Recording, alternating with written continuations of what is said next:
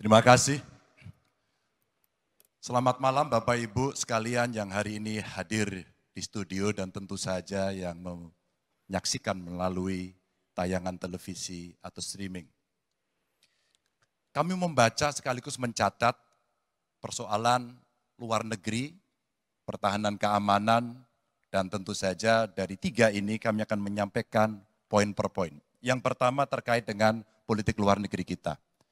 Politik luar negeri kita adalah alat untuk negosiasi terhadap dunia luar, tapi kepentingan nasional harus nomor satu. Kenapa itu menjadi penting?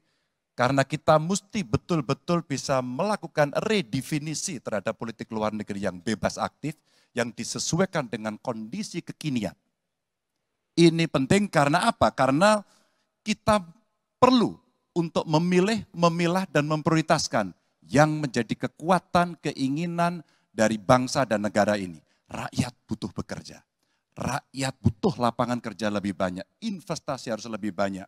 Maka kita mesti memperkuat infrastruktur diplomasi kita, duta besar, para diplomat, dan tentu saja inilah yang mesti kita berikan penugasan-penugasan untuk membereskan persoalan-persoalan kepentingan ekonomi nasional dalam konteks kekinian.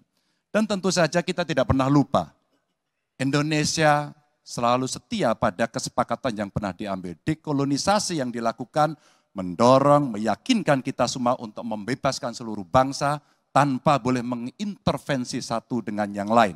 Dan inilah komitmen kita pada kemerdekaan Palestina yang kita dukung terus-menerus. Maka kalaulah kemudian itu kita kerjakan, beberapa problem krisis iklim barangkali akan kita selesaikan dengan membawa pola-pola diplomasi sesuai dengan kekinian yang diperlukan. Atau barangkali kepentingan UMKM yang mesti kita bawa ke dunia internasional seperti praktek yang pernah kami lakukan di Jawa Tengah. Dan itu membuat masyarakat akan merasakan politik luar negeri jauh lebih baik. Pertahanan, sistem pertahanan rakyat semesta mesti kita dorong, kita lapisi dengan pertahanan yang betul-betul berlapis dan kita jadikan benteng pertahanan Nusantara sebagai sebuah satu kesatuan. Dan kita perlu melakukan penataan gelar pasukan karena IKN menjadi pusat gravitasi baru. Dan ini bagian dari antisipasi terhadap tarung global antara Amerika Serikat dan Tiongkok. Untuk itulah pertahanan kita mesti masuk pada wilayah 5.0 dengan teknologi sakti, dengan rudal hipersonik, senjata cyber, sensor kuantum, dan sistem senjata otonom. Dan itu bisa dilakukan kalau anggaran dari Kemenhan itu 1-2% dari PDB. Sehingga MEF kita akan bisa tercapai. Karena ini yang mengerikan di 2024 saya khawatir ini tidak akan tercapai. Untuk keamanan, terorisme, narkoba, pinjaman online, judi online, kekerasan seksual, ini perlu mendapatkan perhatian termasuk TPPU. Maka reformasi kepolisian betul-betul harus mengantisipasi ini dengan penguatan cyber system kita, termasuk pengembangan SDM cyber yang kuat.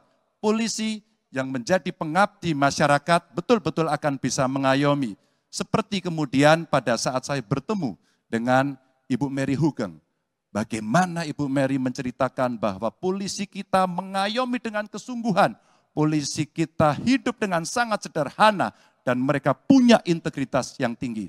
Sebagai anak polisi, saya paham betul ini sesuatu yang sulit dan pasti akan bisa kita lakukan. Dan tentu saja inilah capaian-capaian yang akan kita lakukan oleh Ganjar Mahfud. Bismillah. Insya Allah kami siap. Baik, terima kasih. Download Tribun X sekarang. Menghadirkan lokal menjadi Indonesia.